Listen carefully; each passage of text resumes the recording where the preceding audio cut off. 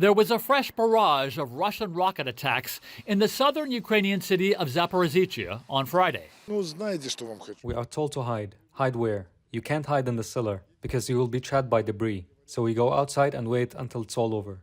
But there was also damage on the Russian side of the border in Belgorod. Moscow claims there were a number of casualties from an incoming Ukrainian rocket. But Ukraine says the damage was caused by a wayward Russian rocket.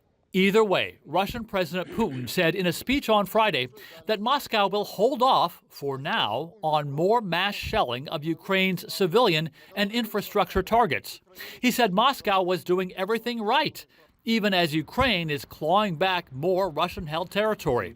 In fact, the Russian-installed governor of the Kherson region is warning residents there to evacuate because Ukrainian fighters are closing in.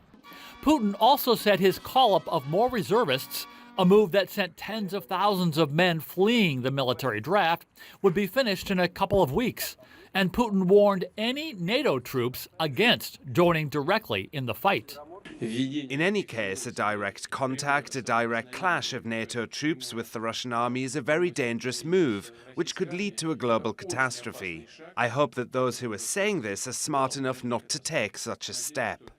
In his nightly address, Ukrainian President Zelenskyy said reconstruction work continues in the areas hit by this week's Russian shelling, that the power is mostly back, and that targets that Moscow wanted to destroy have already been restored. He called Russia a worried enemy. They still have the opportunity to terrorize our cities and all Europeans, blackmail the world, but they have no chance, and they won't because Ukraine is moving forward. On Friday, the U.S. State Department announced another $725 million going to Ukraine in military assistance. That brings the Biden administration's total so far to $18.3 billion.